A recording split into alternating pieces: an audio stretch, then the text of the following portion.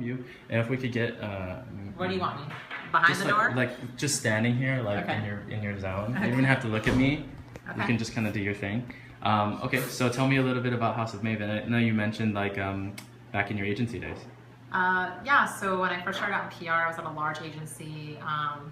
In the PR field, it is mostly women who make up the staff usually. So I remember sitting there and just being surrounded by all of my female colleagues, and they were so nice and supportive and just really inspiring. And I remember thinking, you know, one day I'm not going to own a large PR agency, but I do want to be in a position where I can help women in their startup businesses and just create an environment where there can be a lot of different women entrepreneurs or professionals just being around each other and supporting one another, but not necessarily working on the same project. And then I discovered that's called coworking a few years later.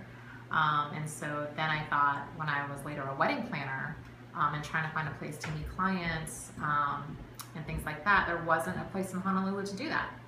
There was Box Jelly, there was the Greenhouse, but unfortunately it just had a real masculine vibe, and it just didn't feel like a place for people who were in a female-dominated industry. So I thought, oh, we need that. And so, you know, I started bugging Ray Chung, the co-founder of Box Jelly, and started bugging other friends to start a co-working space. And then ultimately, people started coming to me and asking me. So finally, with a push from good friends Ashley and Shohai, who are also wedding professionals, I said, okay, I'll do this. And so here we are. Awesome. So tell me a little bit about the concept. Obviously, it's a co-working space for women entrepreneurs. Yes, and, so entrepreneurs, independent creatives like writers, graphic designers. I also want to reach out to just women professionals, executives young executives really, who work for larger companies. If they want a place to just kind of get away from the office and work, but I also want to offer them something in terms of programming.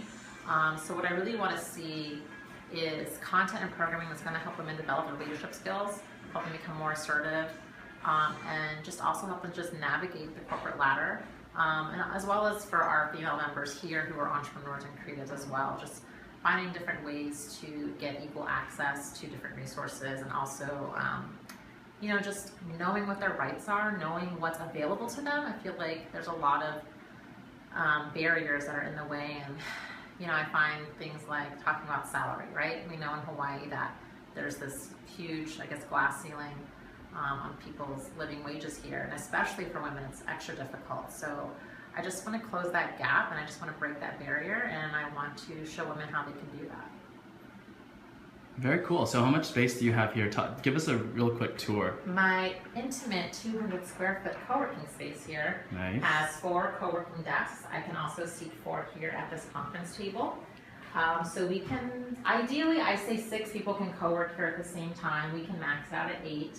So 9 to 5, Monday through Friday is for co-working, and then 5 to 8, the space is available for meetings. So if you have a small workshop or a small group meeting, or if you want to do your client meetings, like I said, for our wedding industry folks, we can do that here as well. So like I said, this is really a model home. You know, when you're looking in terms of the furniture design and the aesthetic, it's what I would love to put into a bigger space, something that has an event space, hopefully provide childcare. That would be ideal, but yeah, so we're on the hunt for a bigger space if anyone wants to come talk to me.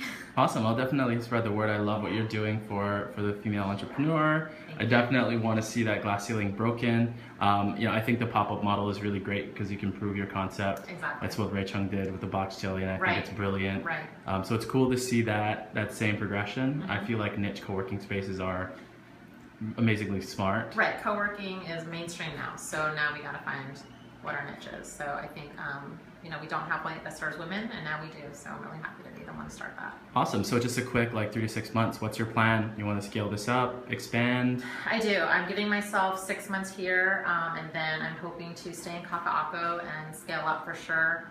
And I'm interested in reaching out to some, I guess, landlords, some commercial real estate developers. That's the plan in the next couple of months, just figure out what's out there and what people's visions are for their part of town, whatever they're developing, and figure out where we can fit in. Absolutely, aligning values. Yes. It's really great. Well, congrats, and if there's anything we can do to support you, please let us know. Awesome, thank you. Awesome, thanks.